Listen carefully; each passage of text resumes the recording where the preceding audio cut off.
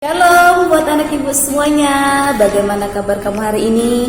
Ibu harap kamu tetap dalam keadaan sehat. Sudah sarapan, sudah mandi. Hari ini belajar tema 4, subtema 2, PB 3, mata pelajaran IPA mengenai upaya melestarikan sumber daya alam.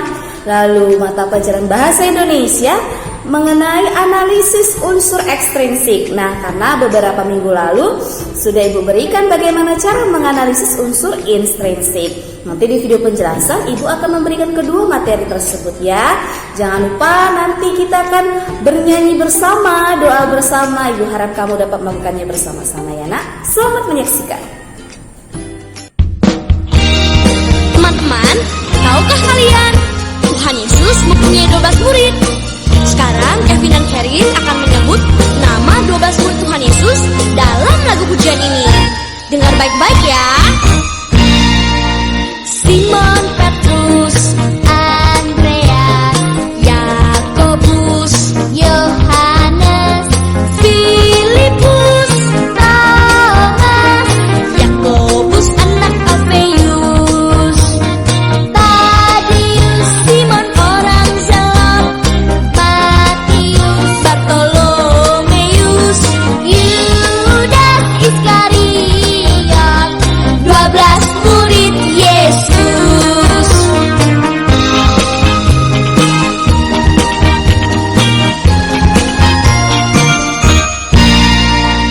Simon Petrus, Andreas, Yakobus, Yohanes, Filipus, Thomas, Yakobus anak Alfeus, Tadius, Simon orang Zelot, Matius, Bartolomeus, Yudas Iskariot, 12 murid Yesus. Mari kita satukan hati, kita berdoa. Kembali kami mengucap syukur kepadamu ya Tuhan, karena pagi hari ini Kau masih memberikan kami kesehatan sehingga kami boleh melakukan aktivitas kami seperti biasanya. Tuhan Yesus yang baik, terima kasih buat penyertaan-Mu sepanjang hari. Terima kasih buat sukacita-Mu yang luar biasa. Banyak dosa yang kami perbuat ya Tuhan, kami mohon ampun kepadamu. Hapuskanlah segala dosa kami agar kami layak menerima berkat-Mu. Tuhan, hari ini kami akan melakukan pembelajaran dari rumah. Kami mohon ya Tuhan, berkatilah pembelajaran kami. Berikanlah kami kepintaran agar kami boleh mengerti pembelajaran yang diberikan oleh guru kami dengan baik dan akan menjadi bekal di masa depan kami. Tuhan Yesus yang baik, kami menyadari kami lupa selalu dengan-Mu ya Bapa. Kami mohon ingatkan kami untuk selalu mengucap syukur kepadamu, berterima kasih kepadamu, baik kami dalam kondisi senang maupun susah ya Tuhan. Ajarilah kami menjadi anak yang lebih baik lagi, anak yang takut akan Tuhan Yesus, anak yang selalu mau mendengarkan didikan orang tua kami. Tuhan, banyak pergumulan yang kami miliki, namun kami percaya Tuhan Yesus yang baik selalu ada dalam kehidupan kami, selalu membantu kami untuk menyelesaikan setiap pergumulan kami. Tuhan, kami berdoa untuk sekolah kami mohon lindungilah sekolah kami dari orang-orang jahat ya Tuhan. Kami mohon ya Tuhan, berkatilah sekolah kami, perbolehkanlah kami untuk belajar di sekolah ya Tuhan dengan nyaman, dan perbolehkanlah kami segera untuk belajar di sekolah ya Tuhan, karena kami sudah sangat-sangat rindu Tuhan Yesus. Terimalah doa kami ya Tuhan, di dalam nama Tuhan Yesus Kristus kami berdoa dan mengucap syukur. Amin. Analisis unsur ekstrinsik. Unsur ekstrinsik adalah berbagai unsur pembentuk cerita dari luar kesatuan ceritanya sendiri, seperti latar belakang penulis, latar belakang sosial budaya pengarangnya, dan bahkan latar belakang zaman hingga keadaan tempat di mana cerita itu diciptakan. Nah, pada umumnya anak-anak ibu menganalisis unsur ekstrinsik ini pada sebuah cerita itu ada 3. Yang pertama, latar belakang pengarang. Maksudnya di sini suatu latar belakang pengarang akan mempengaruhi bagaimana jalan cerita. Terkadang dalam beberapa cerita diambil dari sebagian kisah pengarang sendiri. Kisah tersebut dibuat fiksi atau kisah yang tidak nyata sehingga menjadi lebih menarik bagi pembaca. Agar membuat suatu cerita menjadi lebih menarik dan bermakna bagi pembaca, terdapat berbagai faktor yang mempengaruhinya. Nah, pengaruh latar belakang penulis yang berbeda-beda setiap individunya. Yang kedua, latar belakang masyarakat. Latar belakang masyarakat ini unsur ekstrinsik yang berasal dari lingkungan masyarakat di mana pengarang berada. Nah, hal ini akan mempengaruhi baik gaya bahasa cerpen, baik gaya bahasa cerita maupun jenis cerita yang akan ditulis. Nah, yang mempengaruhi latar belakang masyarakat ini yaitu kondisi politik negara. Nah, ini sangat mempengaruhi pengarang dalam menulis cerita. Nah, karena mampu membuat pengarang menulis cerita mengenai kondisi politik yang sering terjadi di negara. Lalu yang kedua, kondisi ekonomi suatu negara. Nah, kondisi ini mempengaruhi pembuatan cerita oleh si pengarang karena karya sastra yang dibuat mempengaruhi daya beli masyarakat dalam menikmati sebuah cerita. Yang ketiga, kondisi sosial suatu negara. Maksudnya di sini sumber ide untuk ceritanya. Nah, dengan demikian, kondisi sosial yang terjadi di masyarakat ini di sekitar pengarang akan berpengaruh secara eksplisit, maksudnya secara cepat terhadap cerita yang akan dibuat. Nah, unsur ekstrinsik yang ketiga yaitu nilai dan norma masyarakat. Maksudnya di sini unsur cerita yang tidak boleh dilewatkan begitu saja. Nah, contohnya bagi masyarakat Indonesia yang menjunjung tinggi jenis nilai dan norma sosial masyarakat yang akan sangat menyanjung cerita yang memberikan dampak moral yang baik. Nah, nilai-nilai yang mempengaruhi pada pembuatan cerita itu ada nilai agama. Nah, nilai agama ini yang pasti bertemakan religius. Dan bagi masyarakat Indonesia yang menjunjung nilai keagamaan, berbagai masalah yang timbul dengan tema agama pun menjadikan ide yang cemerlang dalam sebuah cerita. Nah, nilai yang kedua itu nilai sosial. Nilai sosial ini seringkali terinspirasi dari nilai sosial masyarakat yang ada. Nah, keunikan nilai sosial pada masyarakat dinamis membuat pembaca menikmati sebuah cerita dengan baik. Yang ketiga, nilai moral. Nah, nilai moral ini berhubungan dengan akhlak dan etika seseorang dalam kehidupannya bermasyarakat. Nah, tidak heran nilai moral juga menginspirasi seorang pengarang dalam pembuatan cerita. Yang terakhir, nilai budaya, yaitu nilai yang keempat. Nilai budaya ini nilai luhur sebagai bentuk warisan leluhur yang patut dijaga kelestariannya. Nah, seringkali kita menemukan pengarang membuat cerpen berdasarkan nilai budaya masyarakat setempat. Nah, nilai budaya menjadikan cerita ini lebih unik karena keunikan budaya masyarakat yang bervariasi. Nah, itulah dia unsur-unsur untuk menganalisis cerita dalam bentuk unsur ekstrinsik. Nah, berikutnya Ibu akan memberikan contoh bagaimana menganalisis unsur ekstrinsik. Nah, ini dia menganalisis cerita pada unsur ekstrinsik yaitu cerpen. Karya Veronica A dengan judul itu Piano dikutip dari kumpulan Kompas tahun 2010. Nah, sekilas Ibu akan membaca sinopsisnya. Ibuku, kau tahu, dia sangat cantik. Suaranya merdu, rambutnya yang sepunggung, hitam legam, bak bulu gagak. Setiap wanita pasti agak iri saat memandang wajahnya yang jelita. Setiap lelaki pasti akan jatuh cinta melihat lekuk tubuhnya yang molek. Namun, menurut pendapatku, ia tak lebih dari seorang wanita tolol. Kecantikan dan suaranya yang mendayu hanya bisa mengantarkannya menjadi biduanita kelas teri. Bersama grup musik keliling, ia menyanyi dari desa ke desa. Kata nenek, Ketika masih belia, banyak pemuda bersahaja datang melamarnya. Namun, ia justru jatuh cinta pada seorang lelaki tak beridentitas. Percintaan ibu dengan lelaki itu pun membuahkanku. Tanpa nama ayah di surat kelahiran, aku pun menghirup udara dunia yang tak seramah rahim ibu. Ketika aku berumur 4 tahun, reputasi ibu sebagai biduan naik daun. Ia tak lagi menyanyi di panggung keliling, melainkan menjadi penyanyi tetap di sebuah bar di Yogyakarta. Awalnya ibu pulang seminggu sekali dengan membawa banyak hadiah untukku. Lama-lama ibu pulang sebulan sekali, lalu 3 bulan sekali, dan akhirnya aku tak lagi bisa menghitung berapa lama ibu pergi. Nah, itulah sinopsisnya. Nah, selanjutnya kita akan menentukan unsur ekstrinsik yang menganalisisnya. Itu ada di layar kamu melihat. Yang pertama, latar belakang pengarang. Nah, latar belakang pengarang ini, pengarang menggunakan sudut pandang pertama sehingga dapat diasumsikan cerpen tersebut memiliki kedekatan cerita dengan pengarang. Mungkin cerita mengenai dirinya sendiri atau seseorang yang dekat dengan pengarang. Nah, jawabannya, pengarang menggunakan sudut pandang pertama. Alasannya, kenapa? Karena di cerita tadi menggunakan tokoh aku.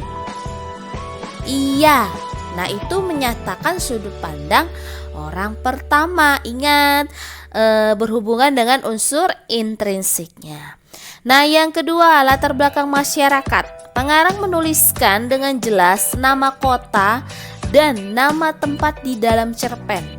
Dengan demikian, dapat diasumsikan bahwa tempat pengarang tinggal menginspirasi pengarang dalam membuat cerpen tersebut. Nah, maksudnya di sini bahwa latar belakang masyarakat cerita yang dibuat si pengarang berhubungan dengan tempat dia tinggal.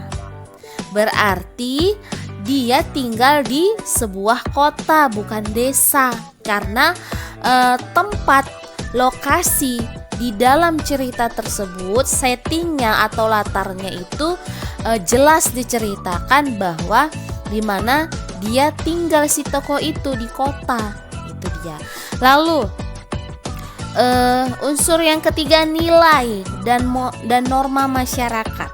Nilai dan norma masyarakat yang terkandung dalam penggalan cerpen itu adalah nilai moral kasih. Nilai moral kasih sayang seorang ibu terhadap anaknya. Kenapa? Karena di sebuah cerita tadi, sinopsis tadi, terlihat bahwa walaupun anak tersebut dilahirkan tanpa seorang ayah, ibu tersebut tetap menyayangi anaknya. Walaupun ayah si anak tadi tidak mengakuinya, tapi si ibu tetap menyayanginya, tetap mengasuh anak tersebut dengan semampunya, dengan kemampuannya. Selanjutnya, ibu akan menjelaskan usaha pelestarian sumber daya alam. Pengelolaan dan pemanfaat sumber daya alam secara optimal akan memberikan manfaat bagi manusia, misalnya untuk kesejahteraan. Akan tetapi, pemanfaatan sumber daya alam harus diikuti dengan tanggung jawab untuk tetap menjaga kelestariannya.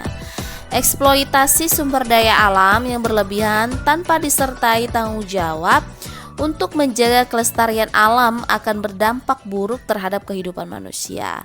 Nah, anak-anak ibu, berikut ibu akan menjelaskan beberapa dampak buruk dari eksploitasi sumber daya alam yang berlebihan. Yang pertama, terjadinya disfungsi hutan sebagai paru-paru dunia dan sumber resapan air akibat pengundulan hutan. Pengundulan hutan juga dapat mengakibatkan bencana kekeringan, banjir, dan tanah longsor. Nah, dampak yang kedua, terjadinya pencemaran lingkungan akibat penggunaan bahan bakar yang berlebihan. Penggunaan bahan bakar seperti minyak bumi dan batu bara menimbulkan polusi udara yang cukup tinggi yang dapat membahayakan kesehatan makhluk hidup dan keseimbangan alam. Pencemaran udara dapat mengganggu kesehatan dan juga menimbulkan peningkatan suhu bumi secara global. Yang ketiga, terjadinya pencemaran dan kerusakan lingkungan air akibat penggunaan bahan peledak dalam eksploitasi ikan dan terumbu karang di lautan. Selain membunuh ikan-ikan besar untuk kebutuhan konsumsi, penggunaan bahan peledak juga turut memusnahkan ikan-ikan kecil yang ada di wilayah perairan, Nak. Nah, kondisi ini akan menimbulkan krisis terhadap sumber daya ikan dan menimbulkan ketidakseimbangan ekosistem lautan. Selain itu juga, Nak, peledak yang dibuat dari bahan-bahan kimia akan mencemari lingkungan perairan yang dapat mengganggu makhluk hidup yang ada di dalamnya. Nah, yang terakhir, dampak yang keempat, kerusakan tanah terjadi akibat eksploitasi tanah tanpa diikuti dengan peremajaan atau perawatan. Nah, kerusakan tanah dapat juga diakibatkan oleh sistem pertanian dengan metode ladang berpindah. Nah, dalam metode ladang berpindah ini, setelah digunakan sebagai lahan pertanian, tanah yang sudah tidak subur dibiarkan begitu saja tanpa perawatan sehingga tanah menjadi gersang dan tidak berfungsi. Nah, kerusakan alam tidak akan terjadi seandainya manusia dapat memanfaatkan sumber daya alam secara bijaksana, Nak. Kita boleh memanfaatkan sumber daya alam secara maksimal, tetapi harus diikuti dengan tanggung jawab untuk menjaga kelestariannya. Nah, tanggung jawab menjaga kelestarian alam ini adalah tanggung jawab seluruh masyarakat. Nah, selanjutnya Ibu akan menjelaskan beberapa usaha yang dapat dilakukan oleh manusia dalam melestarikan sumber daya alam. Yang pertama, melakukan reboisasi atau penghijauan terhadap daerah atau hutan yang gundul. Nah, maksudnya di sini penebangan hutan harus melalui prosedur yang benar. Misalnya dengan memilih pohon yang sudah tua dan membiarkan pohon yang masih muda. Penebangan pohon juga harus disertai dengan penanaman kembali supaya di kemudian hari fungsi pohon yang ditebang dapat diganti oleh pohon yang baru. Yang kedua, tidak meninggalkan titik-titik api saat meninggalkan hutan. Misalnya titik api setelah mengadakan kegiatan kemah di kawasan hutan. Nah, titik api tersebut dapat menyebabkan kebakaran hutan sehingga hutan gundul dan polusi udara. Yang ketiga, selain di wilayah hutan, penghijauan juga perlu dilakukan di daerah aliran sungai agar tidak terjadi erosi yang menyebabkan pendangkalan sungai. Nah, pendangkalan di sepanjang aliran sungai ini dapat menimbulkan banjir pada musim hujan dan kekeringan pada musim kemarau. Yang keempat, untuk mengurangi pencemaran udara, penghijauan juga dapat dilakukan di daerah perkotaan. Penghijauan dilakukan dengan menanam pohon di lahan-lahan kosong dan memperbanyak jalur hijau. Yang kelima, selain penanaman pohon, penggunaan bahan bakar minyak sebagai polusi udara juga harus dikurangi semaksimal mungkin. Salah satu cara yang dapat dilakukan adalah dengan membatasi jumlah kendaraan pengguna bahan bakar minyak, menggunakan kendaraan secara efektif dan efisien, atau mencari sumber energi alternatif yang lebih ramah lingkungan. Nah, industri-industri yang umumnya menggunakan bahan bakar minyak sebaiknya juga berlokasi di wilayah yang jauh dari pemukiman masyarakat untuk mencegah dampak buruk terhadap kesehatan masyarakat. Lalu yang keenam, mencegah terjadinya pencemaran air dapat dilakukan dengan tidak membuang sampah atau limbah industri ke sungai. Nah, pencegahan ini dapat dilakukan dengan menghindari terjadinya kebocoran minyak di daerah pertambangan lepas pantai. Nah, yang terakhir yaitu yang keenam, kerusakan tanah dapat dicegah dengan tidak melakukan kegiatan ladang berpindah. Nah, setelah ditanami suatu jenis tanaman, lahan pertanian sebaiknya ditanami dengan tanaman lain. Hal tersebut dilakukan untuk mencegah kerusakan tanah akibat ketidakseimbangan nutrisi di dalamnya. Nah, sementara itu untuk mencegah erosi dapat dilakukan dengan membuat sengkedan atau terasering pada lahan pertanian miring.